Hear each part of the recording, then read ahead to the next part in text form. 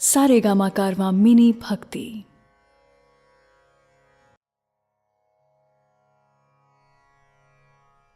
भगवत गीता अध्याय 6 आत्म संयम योग।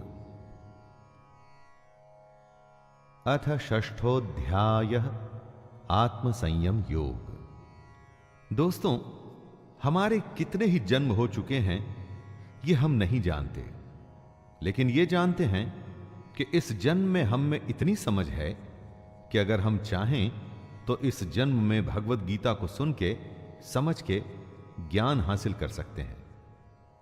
मैं शैलेंद्र भारती इसी ज्ञान को प्रस्तुत कर रहा हूं। जय श्री कृष्ण। श्री भगवानुवाच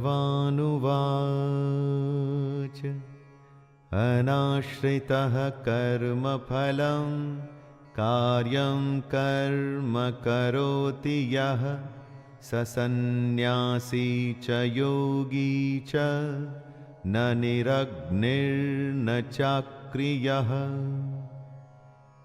श्री भगवान कह रहे हैं, जो पुरुष कर्म के फल की इच्छा न करके सिर्फ करने योग्य कर्म करता है, यानी अपने कर्तव्य को निभाता है, वही असली सन्यासी और योगी है।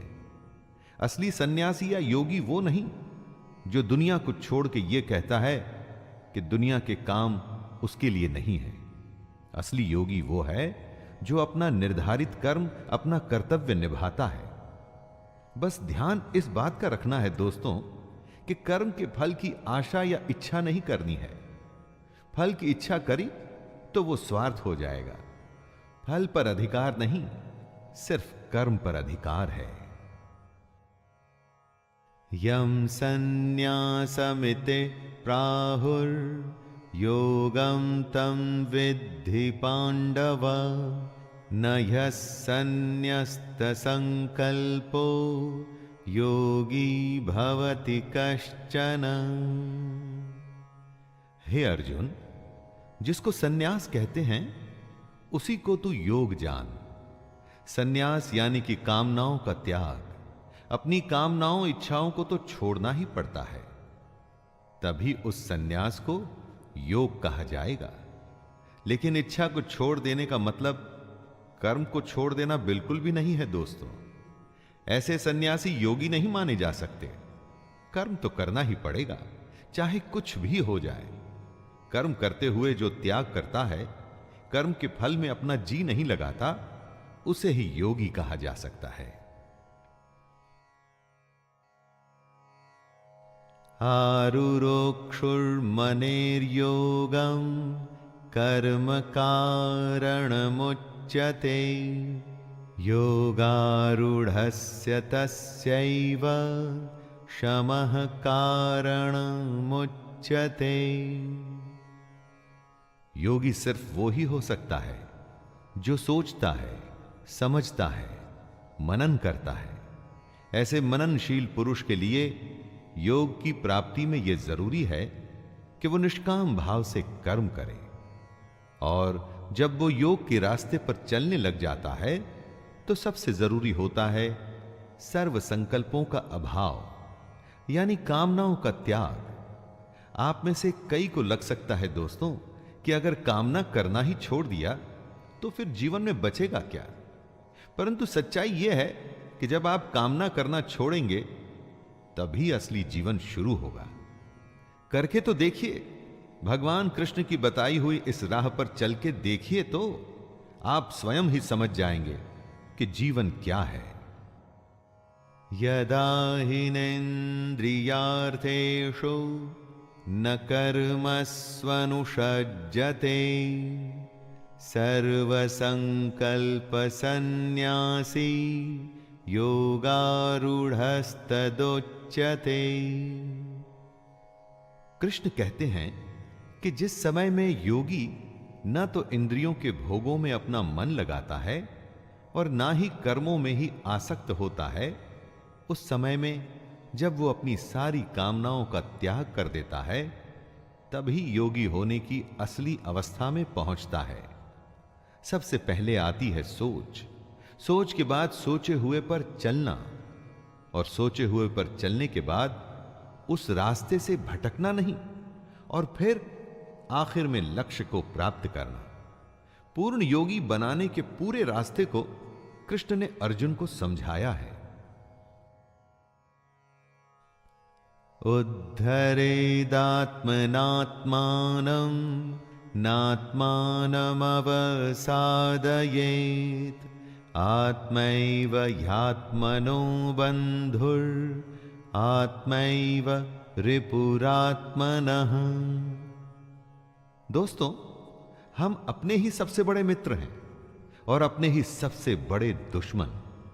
अगर आपको लगता है कि आपके दोस्त या रिश्तेदार आपका भला या बुरा कर सकते हैं तो वो बिल्कुल गलत है। वो दुनियादारी की बातों में आपको फायदा या नुकसान जरूर पहुंचा सकते हैं, लेकिन उन बातों का कोई अर्थ नहीं है। आप स्वयं ही अपने आप को इस दुनिया से ऊपर उठाकर ज्ञान हासिल करने की कोशिश कर सकते हैं। आपको खुद को ही कर्मों के बंधन में से छूटने की कोशिश करनी होगी, क्योंकि मरते भी आप हैं और जीते भी आप हैं, और अपनी कोशिश से भगवान को भी हासिल आप ही करेंगे। बंधुरात्मात्मनस्तस्य येनात्मैवात्मना जितः अनात्मनस्तु शत्रुत्वे वर्तेतात्मैव शत्रुवत्। इस श्लोक में कृष्ण बता रहे हैं कि हम में से कौन अपना खुद का दोस्त और कौन अपना खुद का शत्रु है। जिसने अपने मन और इंद्रियों सहित शरीर को जीता हुआ है वो अपने आप का मित्र है, और जिसके द्वारा मन तथा इंद्रियों सहित शरीर नहीं जीता गया है वो अपना शत्रु है। जो भावनाओं के आवेग में नहीं बहता और खुद पर नियंत्रण रखता है वो अपना भला करता है, लेकिन जो काम या क्रोध में उल्टा सीधा कर जाता है वो अपना कितना बड़ा नुकसान करता है ये आप समझ सकते हैं। फैसला आपके अपने हाथ में है दोस्तों। जितात्मनः प्रशांतस्य परमात्मा समाहितः शीतोष्ण सुख दुःखेषु तथा मानापमानयोः। सर्दी में या गर्मी में, सुख हो या दुख हो, जो एक जैसा ही रहता हो, शांत।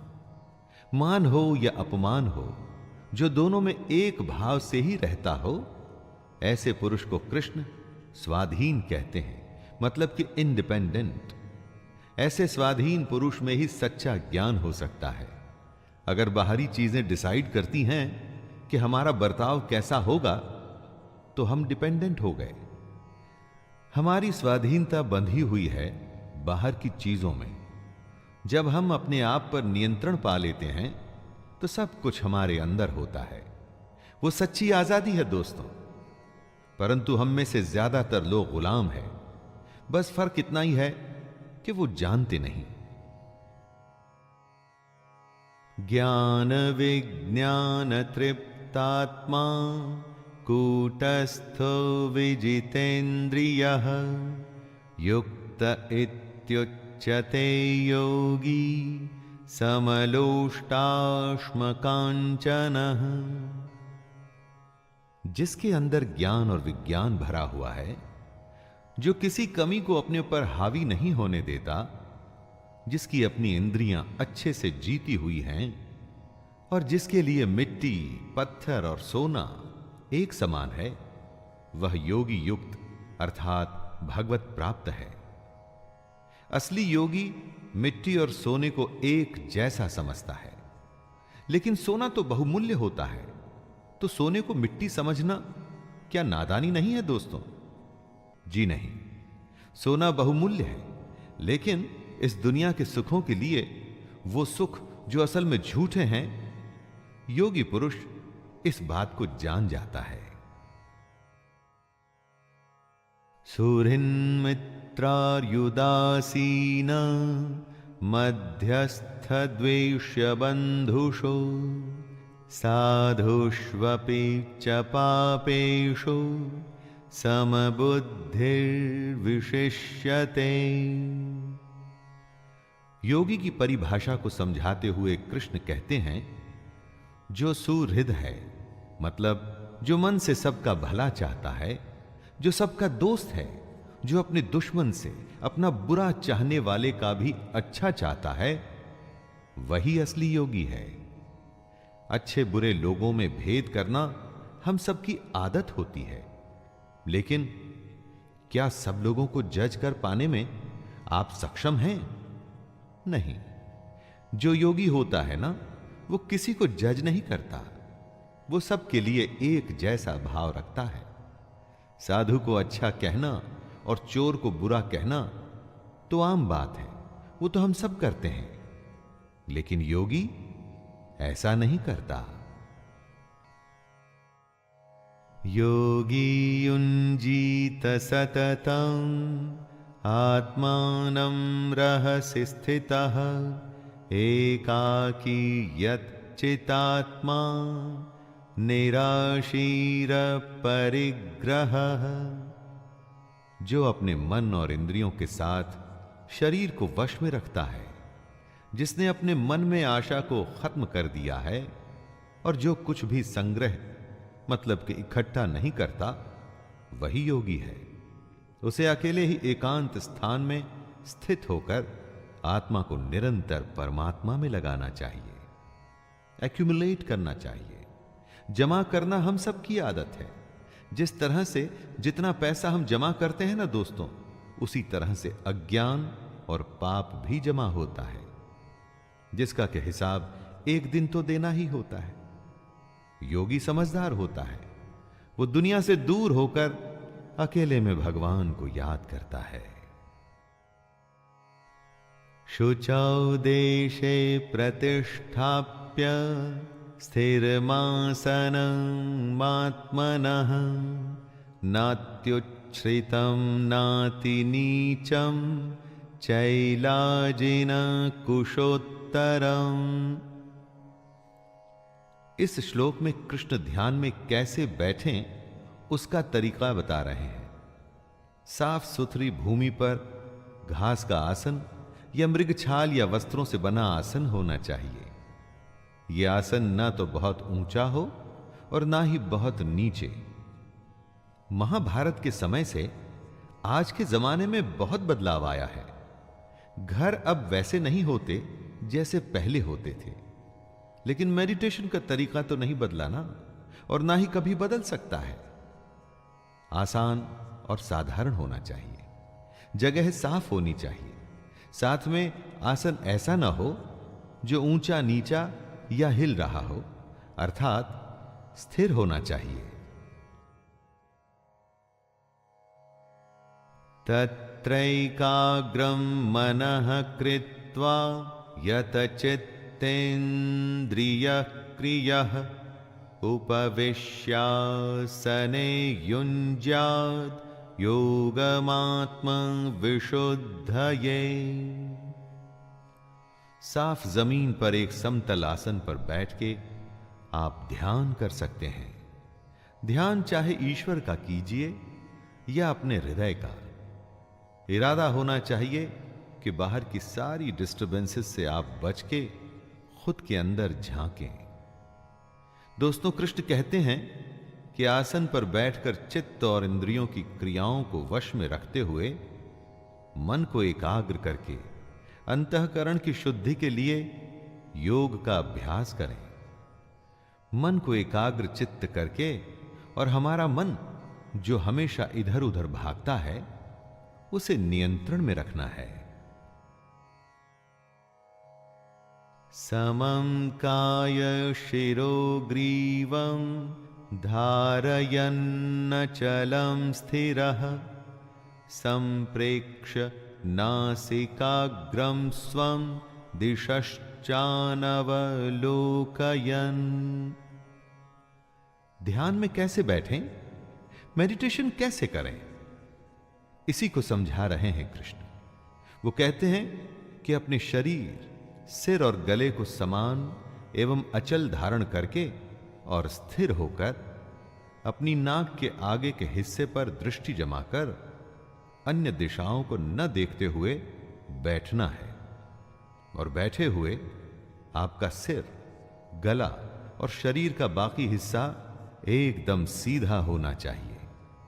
शरीर की स्थिरता के बाद मन को स्थिर करने के लिए आंखें नाक के आगे वाले हिस्से पर रखें ताकि और कुछ दिखाई न दे। ऐसा करके अपने मन को आप नियंत्रित कर सकते हैं, ध्यान कर सकते हैं। प्रशांतात्मा विगत भीर ब्रह्मचारि व्रते स्थितः मनः संयममच्चित्तो युक्त आसीत मत्परः। कृष्ण ध्यान की अवस्था के बारे में आगे बताते हुए कहते हैं कि साधक को ब्रह्मचारी के व्रत में स्थित होना चाहिए। ब्रह्मचारी से यहां मतलब है ब्रह्म में आचार करने वाला, नियम से यज्ञ करने वाला। मन में कोई भी भय नहीं होना चाहिए, अंतःकरण एकदम शांत होना चाहिए। ऐसा सावधान योगी मन को रोककर मुझ में अपना चित्त लगाए। बिहेवियर सात्विक होना चाहिए, किसी बात का कोई डर ना हो और मन में शांति। यही है योगी की अवस्था। युञ्जन्नेवं सदात्मानं योगी नियतमानसः शान्तिं निर्वाण परमां मत्संस्थामधिगच्छति। योगी की ध्यान की अवस्था को और समझाते हुए कृष्ण अर्जुन से कहते हैं, हे अर्जुन, जिसने अपने मन को वश में कर लिया है, ऐसे योगी को अपनी आत्मा में मेरे स्वरूप को ढूंढना चाहिए। ऐसा करता हुआ योगी मुझ में रहने वाली परमानंद की पराकाष्ठा रूप शांति को प्राप्त होता है। दोस्तों, हमारी आत्मा उसी परमात्मा का ही एक अंश है। मन इस सच को हमसे छुपाने की कोशिश करता है। इसीलिए मन को वश में करना एक योगी के लिए बेहद जरूरी है। तभी ध्यान पूरा होगा, साधना पूरी होगी। नात्यश्नतस्तु योगोस्ति न चैकान्तमनश्नतः न चाति स्वप्नशीलस्य जाग्रतो नैव चार्जुन। योग करते तो बहुत हैं, लेकिन कितनों को इसमें सिद्धि मिलती है? और कौन है वो जिनको ये सिद्धि प्राप्त होती है? यही बात कृष्ण बताते हैं। हे अर्जुन, ये योग न तो बहुत ज्यादा खाने वाले का, न एकदम खाने वाले को मिलता है, न बहुत ज्यादा सोने वाले को, न हमेशा जागने वाले को ही। कृष्ण यहां अति की बात कर रहे हैं, चाहे भूख हो या नींद। अति किसी भी वस्तु की अच्छी नहीं है, बेशक वो अधिक की हो या काम की। जितनी आवश्यकता हो उतना ही खाइए, उतना ही सोइए, और तभी योग संभव होगा। युक्ताहार विहारस्य युक्तचेष्टस्य कर्मसु युक्तस्वप्नावबोधस्य योगो भवति दुःखः। योग उनके लिए आसान है जो सही आचरण पर चल सकें। जिनके लिए अनुशासन में चलना मुश्किल है, उनके लिए योग भी मुश्किल होगा। कृष्ण कहते हैं कि योग तो उसी का सिद्ध होता है जो ठीक से खाता है, ठीक से सोता है और अपने कर्मों में अपनी पूरी निष्ठा रखता है। ऐसे ही साधक का योग पूरा होता है और उसके सारे दुख कट जाते हैं। किसी भी एक्टिविटी को आप लीजिए, अगर उस एक्टिविटी में आपको कुछ करना है तो डिसिप्लिन तो दिखाना ही पड़ेगा दोस्तों। यदा विनियतं चित्तम आत्मन्येवावतिष्ठते निःस्पृह सर्वकामेभ्यो युक्त इत्युच्यते तदा। जिसने अपने चित्त को एकदम वश में कर लिया है और जो परमात्मा में ही भली भांति स्थित हो जाता है, ऐसे समय में वो साधक भोगों से दूर होकर योग युक्त हो जाता है। मेडिटेशन में एक समय ऐसा आता है जब आपका मन पूरी तरह से आपके वश में होता है। उसकी हिम्मत नहीं इधर उधर का सोचने की। जब ऐसी स्थिति आती है तब आप अपने आप को, अपने काम को परमात्मा में पूरी तरह से लगा सकते हैं। ऐसे समय में आप इंद्रियों के भोगों से भी एकदम दूर हो जाते हैं और यही पूर्ण योग की स्थिति होती है। यथा दीपो निवातस्थो निंगते सोपमा स्मृता योगिनो यतचित्तस्य युञ्जतो योगमात्मनः। योगी का मन, उसका चित्त कैसा होता है, इस श्लोक में उसकी बात की गई है दोस्तों। जिस प्रकार वायु रहित स्थान में स्थित दीपक चलायमान नहीं होता, जब हवा नहीं होती तो दीपक की लौ सीधे ऊपर की ओर जाती है, इधर उधर नहीं भागती। उसी तरह योगी का चित्त भी होता है। अपनी साधना में वो ऐसे रमा होता है कि उसका ध्यान कभी विचलित नहीं होता। कंसंट्रेशन इसी को तो कहते हैं, किसी काम में ऐसे लग जाना कि होश ही न रहे। यत्रो परमते चित्तम निरुद्धं योग सेवया यत्र चैवात्मनात्मानं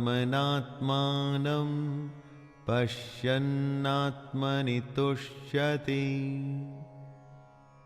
योगी के लगातार अभ्यास से चित्त ऐसी अवस्था में पहुंच सकता है जहां से वो विचलित नहीं होता।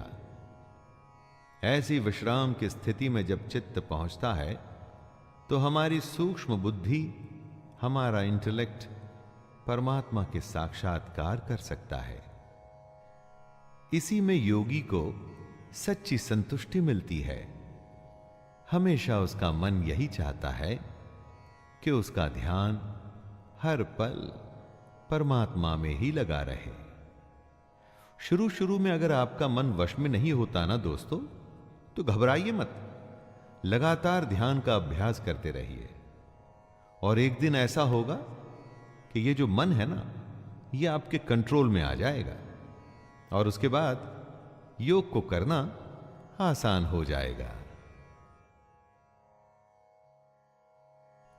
सुखमात्यंतिकं यत्तद् बुद्धिग्राह्यमतीन्द्रियं वेत्ति यत्र न चैवायं स्थितश्चलति तत्त्वतः।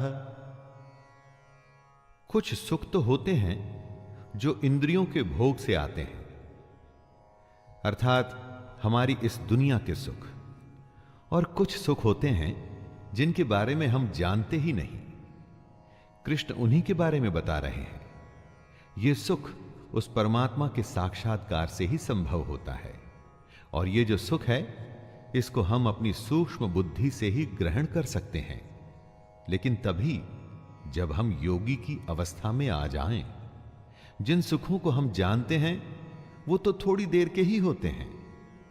असली सुख क्या है वो हम में से कुछ लोग ही जानते हैं। इसलिए दोस्तों, अगर आप ये जानना चाहते हैं तो योग करना शुरू कर दीजिए। योग पहला कदम है उस परम आनंद को जानने का। यम लब्ध्वा चापरं लाभं मन्यते नाधिकं ततः यस्मिन् स्थितो न दुःखेन गुरुणापि विचाल्यते। दोस्तों, दुनिया में सबसे बड़ा लाभ क्या होता है? लाखों करोड़ों का प्रॉफिट या इसी तरह का कोई वर्ल्डली बेनिफिट? हम लाभ को इसी सेंस में समझते हैं। यही हमारी अज्ञानता और बेवकूफी है। कृष्ण कहते हैं कि सबसे बड़ा लाभ है परमात्मा की प्राप्ति। जिसको ये लाभ मिल जाता है ना, उसको उसके बाद और किसी लाभ की आवश्यकता नहीं रहती। बड़े से बड़ा दुख भी उसका कुछ नहीं कर पाता। परंतु इस लाभ को पाने के लिए योगी बनना पड़ता है, तभी इस तरह की प्राप्ति संभव है। तम विद्या दुख संयोग वियोगम योग संज्ञितम सनिश्चयेन योक्तव्यो योगो निर्विण्ण चेतसा।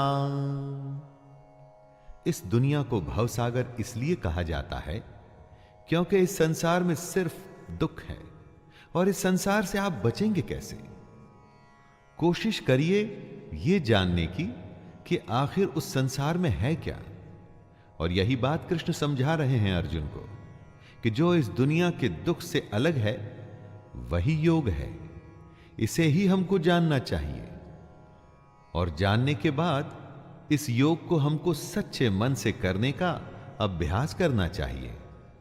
प्रैक्टिस ही आपको योग में परफेक्ट बनाएगी। दोस्तों, दुनिया में योग ही एक ऐसा रास्ता है जो भगवान की सच्चाई के बारे में बताएगा।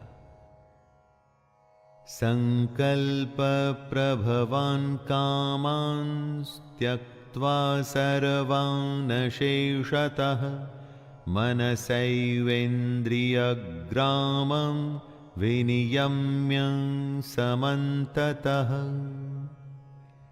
किसी वस्तु का मिल जाना होता है संयोग, किसी वस्तु का छूट जाना होता है वियोग।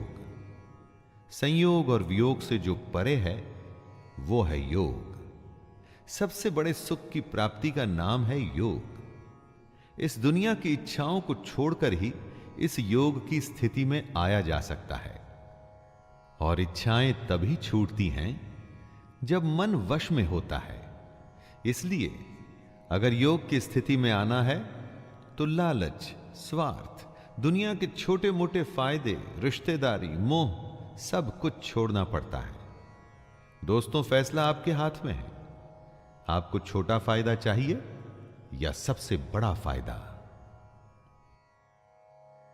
शनैः शनैरुपरमेद बुद्ध्या धृति ग्रहीतया आत्मसंस्थं मनः कृत्वा न किंचिदपि चिंतयेत। पानी की अपनी कोई पहचान नहीं होती। जिस भी बर्तन में डालिए पानी उसके जैसा ही बन जाता है।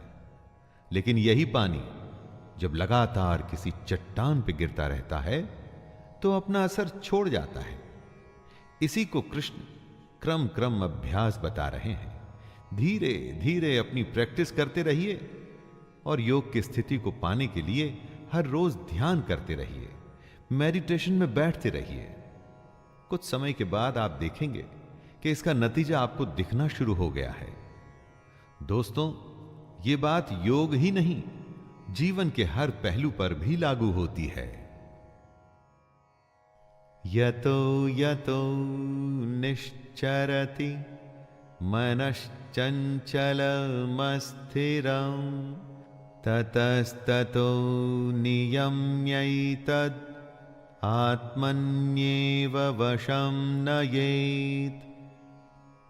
आप जो करना चाहते हैं मन उसमें कभी नहीं लगता, और जो नहीं करना चाहते मन बार बार उसी तरफ भागता है। इसीलिए तो मन को चंचल कहते हैं। दोस्तों, ये कभी रुकता नहीं, परंतु लगातार अभ्यास से इसकी इसी आदत पे आप विजय पा सकते हैं।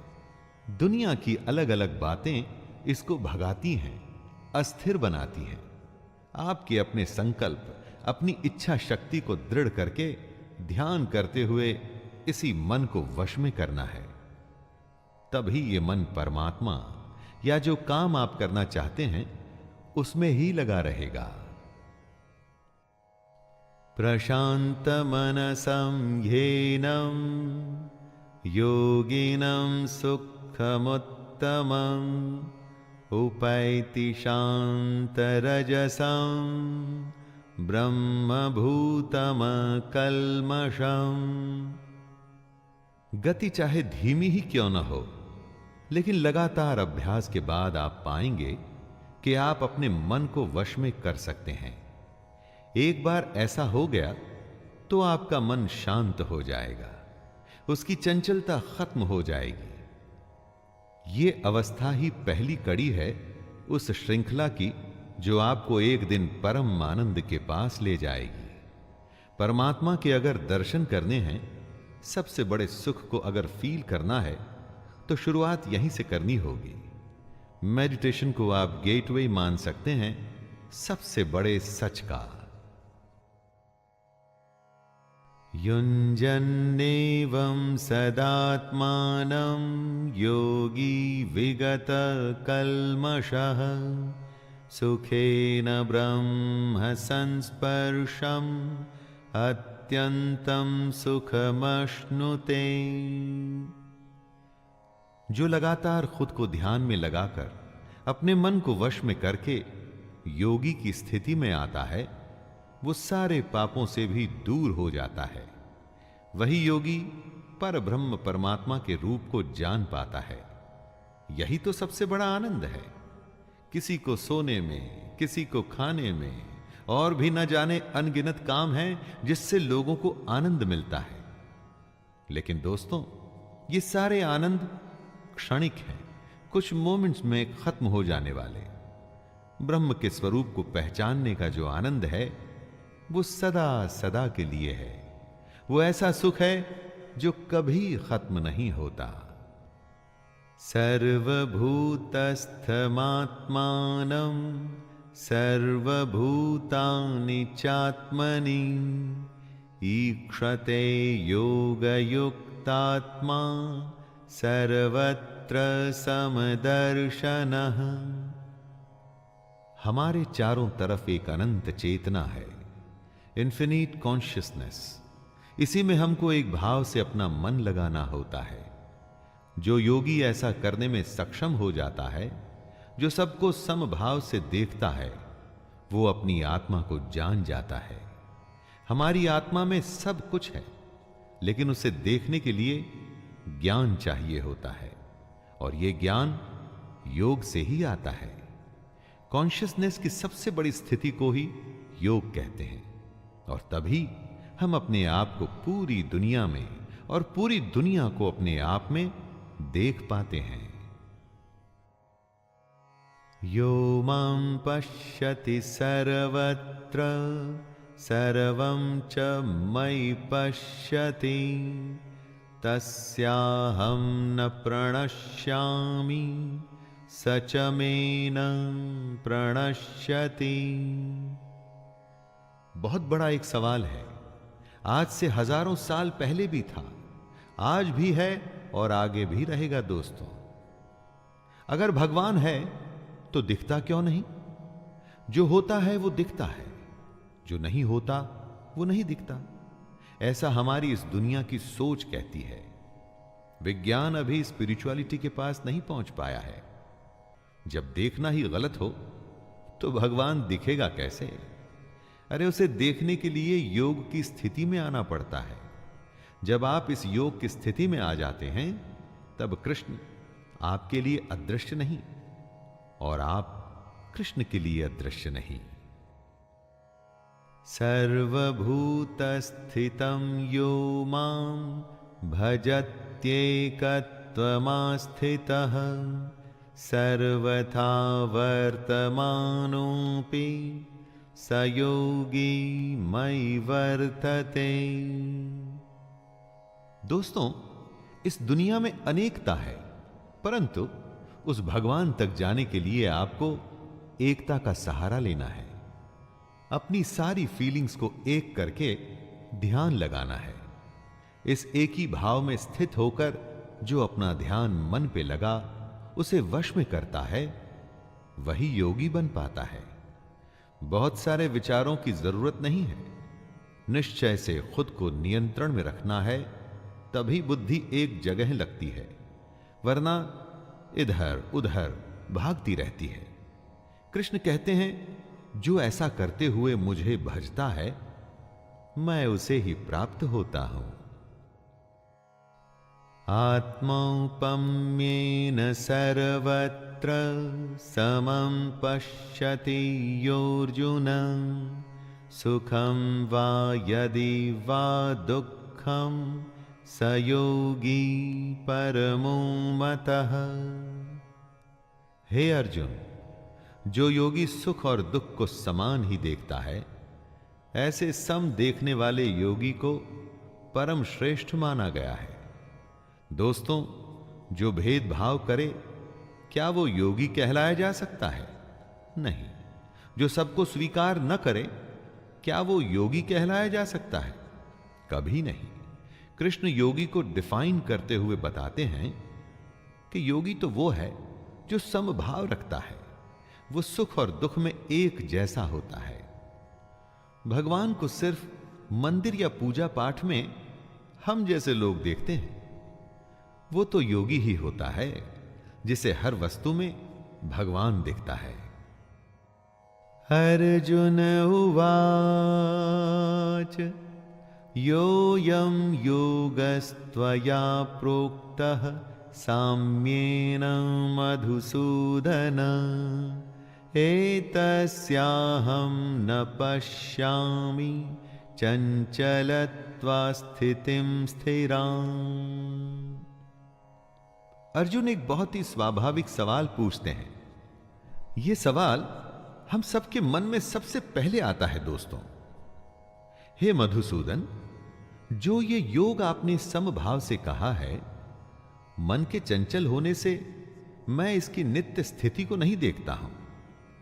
अर्जुन कहते हैं कि मन क्योंकि चंचल है, इसलिए वो कभी समभाव में आ ही नहीं पाते। ये कहना तो आसान है कि सुख और दुख को एक जैसा देख के समभाव रखना चाहिए, लेकिन मैं ये जानना चाहता हूं कि इस समभाव को लाएं कैसे।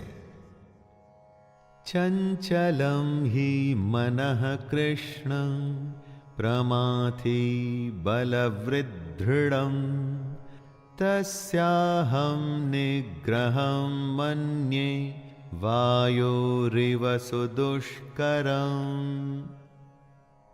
हे श्री कृष्ण, ये मन बड़ा चंचल है, दूसरों को दबाता है, बड़ा दृढ़ और बलवान है। मन को वश में करना मैं वायु को रोकने की भांति बहुत ही दुष्कर मानता हूं। क्या वायु को आप रोक पाते हैं? दोस्तों, अर्जुन मन को वश में करने को इतना ही मुश्किल बता रहे हैं और पूछ रहे हैं कि इस बदमाश मन को कैसे कंट्रोल में लाएं। इसीलिए तो कहा जाता है कि मन के हारे हार है और मन के जीते जीत। मन इतना बड़ा है कि हर हार और जीत इसी से जुड़ी है, और अर्जुन इसी सबसे बड़े सवाल से परेशान है। श्री भगवानुवाच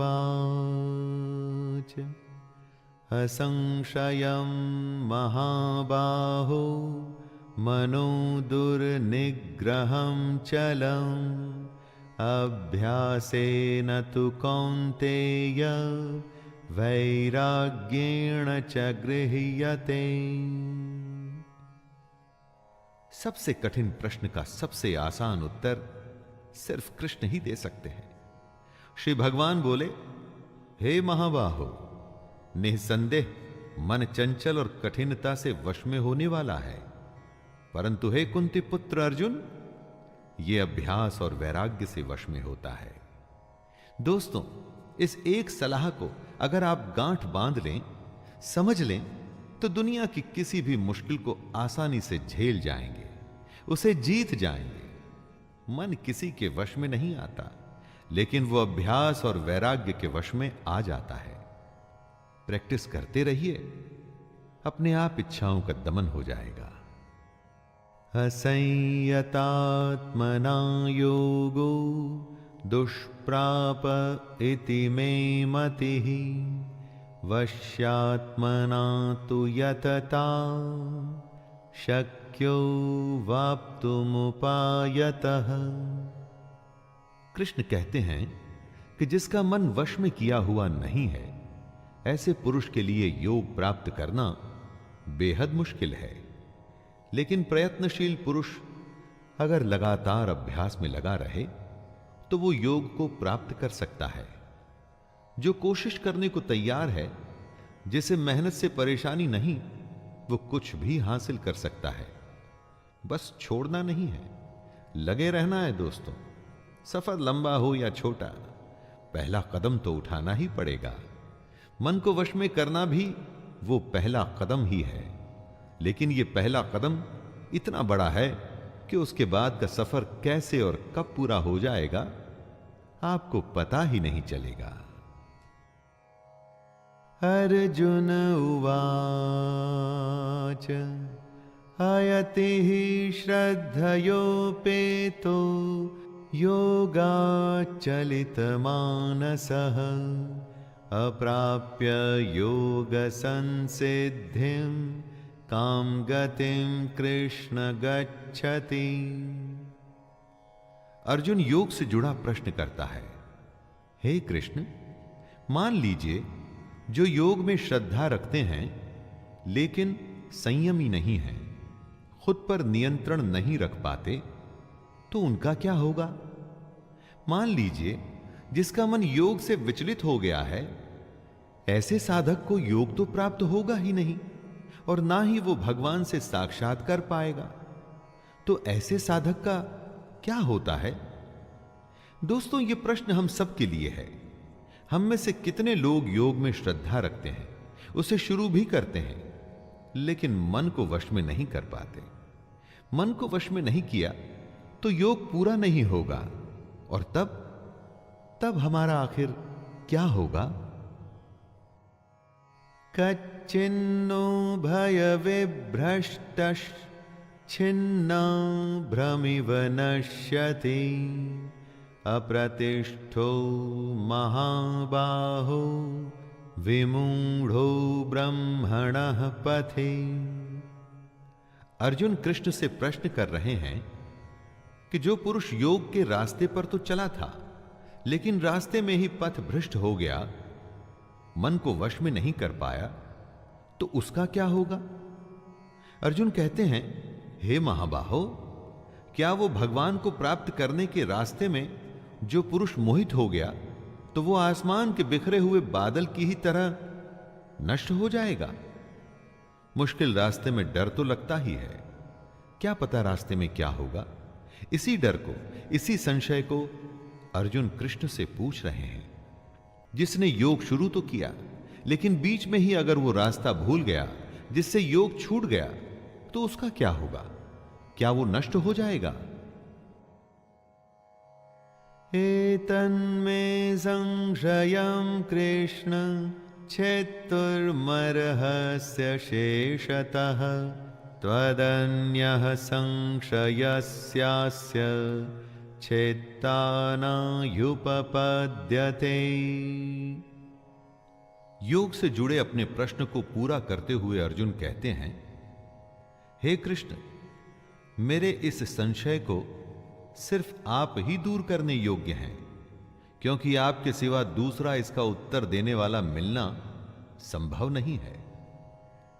दोस्तों, अर्जुन जानते हैं कि उसके सामने साक्षात ईश्वर है। वो ईश्वर जो मनुष्यों के बीच मनुष्यों के युद्ध में खड़ा है और युद्ध करने की सलाह दे रहा है। अर्जुन को पता है कि कृष्ण से बड़ा कोई ज्ञानी नहीं। जो कृष्ण ने कह दिया वही अंतिम सत्य है। इस प्रश्न में एक तरह से अर्जुन का प्रणाम है कृष्ण को। श्री भगवानुवाच पार्थनैवेह नामुत्र विनाशस्तस्य विद्यते न हि कल्याणकृत कश्चित् दुर्गतिं तात गच्छति। श्री भगवान अर्जुन को उत्तर देते हैं, हे पार्थ, उस पुरुष का न तो इस लोक में नाश होता है और न परलोक में ही, क्योंकि हे प्यारे, अपनी आत्मा के भले के लिए कर्म करने वाला कोई भी मनुष्य दुर्गति को प्राप्त नहीं होता। जिसने योग शुरू किया लेकिन बेचारा मन को वश में नहीं कर पाया, तो उसका क्या होगा? क्या वो नष्ट हो जाएगा? दोस्तों, यही प्रश्न था अर्जुन का, और उत्तर में कृष्ण कहते हैं कि जिसने आत्मा की भलाई का रास्ता चुना है, जो भगवान को जानना चाहता है, उसका कभी नाश नहीं हो सकता। दोनों लोकों में उसका बुरा हो ही नहीं सकता। सही भी है दोस्तों, भगवान को पाने के रास्ते में जो चलता है ना, उसका बुरा हो भी कैसे सकता है। प्राप्य पुण्य कृतां लोकान् उषित्वा शाश्वतिः समाः शुचीनां श्रीमतां गेहे योगभ्रष्टोऽभिजायते। जिसने योग शुरू तो किया लेकिन बीच में ही छोड़ दिया, ऐसे पुरुष को कृष्ण योग भ्रष्ट कहते हैं। वो आगे कहते हैं कि ऐसा पुरुष नष्ट नहीं होता, बल्कि स्वर्ग को प्राप्त होता है। स्वर्ग में कई सालों तक रहने के बाद वो शुद्ध आचरण वाले श्रीमान पुरुषों के घर में जन्म लेता है। हम जहां जन्म लेते हैं, उसी के साथ हमारा भाग्य और हमारा जीवन जुड़ जाता है। सबको लगता है कि अगर वो किसी अच्छे घर में जन्म लेते तो क्या उनका जीवन अच्छा होता? दोस्तों, कृष्ण का कहना है कि अच्छे कर्मों का नतीजा ही अच्छा होता है। अगर आपने अच्छा कर्म शुरू किया, जैसे कि योग, लेकिन अगर वो छूट भी गया तो चिंता की कोई बात नहीं, अगला जन्म एक अच्छे घर में ही होगा। अथवा योगिनामेव कुले भवति धीमताम् एतद्धि दुर्लभतरं लोके जन्म यदीदृशम्। जैसी संगत वैसी रंगत। जिस माहौल में आप होते हैं, उसी के जैसे बन जाते हैं। कृष्ण कहते हैं कि जो पुरुष योग पथ पे चला था लेकिन रास्ते में भ्रष्ट हो गया, तो भी उसके उत्तम कर्म वेस्ट नहीं जाएंगे। पहले वो स्वर्ग जाएगा और उसके बाद अगले जन्म में ज्ञानवान योगियों के कुल में जन्म लेगा। कृष्ण आगे कहते हैं कि हमारा जो ये जन्म है, वो निसंदेह अत्यंत दुर्लभ है, उसे बेकार नहीं करना चाहिए। दोस्तों, कृष्ण की कई बातों पर चलने में सिर्फ चांदी चांदी है। उनके बताए योग पे आप सच्चे मन से चलिए, पार हो गए तो भगवान मिल जाएगा। बीच में ही कहीं रुक गए, अटक गए, तो भी उसका फायदा अगले जन्म में तो जरूर मिलेगा। तत्र तं बुद्धि संयोगं लभते पौर्वदेहिकं यतते च ततो भूयः संसिद्धौ कुरु नंदन। अगर सच्चे मन से आप योग के रास्ते पर चलते हुए मन को वश में करने की कोशिश कर रहे थे, लेकिन किसी कारण वो अधूरा रह गया, तो घबराने की जरूरत नहीं।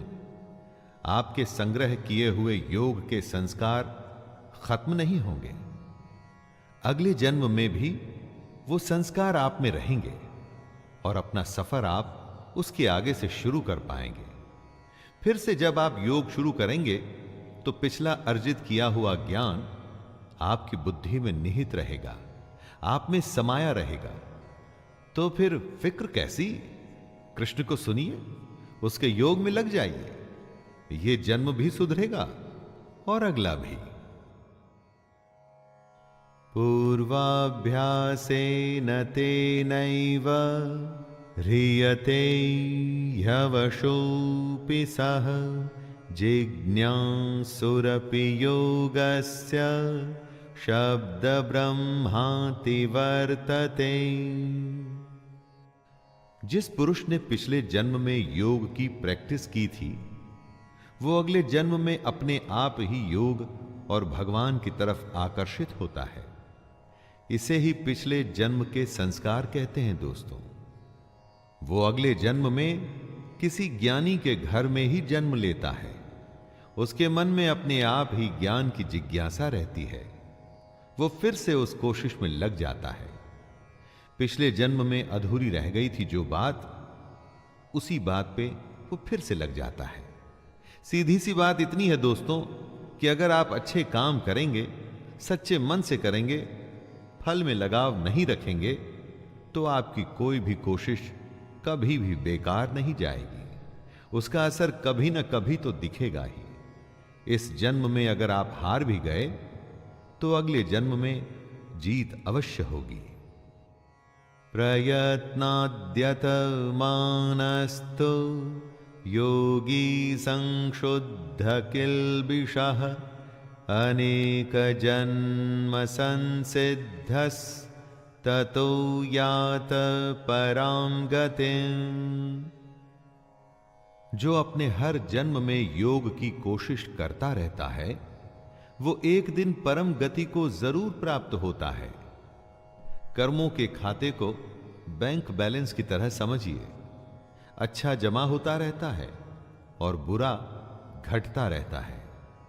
हर जन्म के संस्कार इस खाते में जमा हो रहे हैं।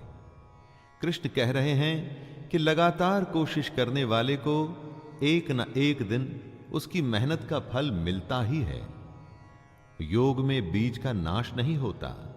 अगर आपने योग में कुछ भी कोशिश की तो उसका फल तो अवश्य ही मिलेगा। तपस्विभ्योऽधिको योगी ज्ञानिभ्योऽपि मतोऽधिकः कर्मेभ्यश्चाधिको योगी तस्माद्योगी भवार्जुन। योगी तपस्वियों से भी श्रेष्ठ होता है। शास्त्र को जानने वालों से भी श्रेष्ठ माना जाता है उसे। जो सकाम काम करता है उनसे भी योगी श्रेष्ठ होता है। कृष्ण कहते हैं, हे अर्जुन, तू योगी हो। दोस्तों, योग और योगी की महिमा का डिस्क्रिप्शन देते हुए कृष्ण कहते हैं कि योगी सबसे बड़ा होता है। कितनी ही कोई तपस्या क्यों न कर ले, शास्त्रों का ज्ञान हासिल क्यों न कर ले, कितने भी सकाम कर्म क्यों न कर ले, लेकिन योगी की बराबरी नहीं कर सकता। कृष्ण चाहते हैं कि अर्जुन योगी बने। दोस्तों, हमें भी योग को समझ उसे अपने जीवन में उतारकर योगी बनने की कोशिश करनी चाहिए। योगिनामपि सर्वेषां मद्गतेनान्तरात्मना श्रद्धावान् भजते यो मां समे युक्ततमो मतः। जितने भी योगी होते हैं ना, उनमें से सबसे श्रद्धावान योगी अपनी आत्मा से मुझको निरंतर भजता है। वह योगी मुझे परम श्रेष्ठ मान्य है। कृष्ण जी ने अपनी प्रेफरेंस बताई है दोस्तों। भजन दिखावे की चीज नहीं होती, इसका प्रदर्शन नहीं करना चाहिए। आपके आसपास के लोगों को शायद ये अच्छा लगे, लेकिन भगवान को बिल्कुल अच्छा नहीं लगता ये सब। यही कृष्ण भी कह रहे हैं। जो अपने अंतःकरण से, अपनी आत्मा से मुझको भजता है, कृष्ण को आपको सिर्फ अपने मन में रखना है। उसकी फोटो गले में टांग के नहीं घूमना, उसका टैटू नहीं करवाना है, उसकी बताई बातों पर चलना है, उसके योग को साधना है। तभी तो आप उसके प्रिय होंगे और तभी आपको वो सारी चीजें प्राप्त होंगी जो आप चाहते हैं। दोस्तों, ये था 6ठा अध्याय।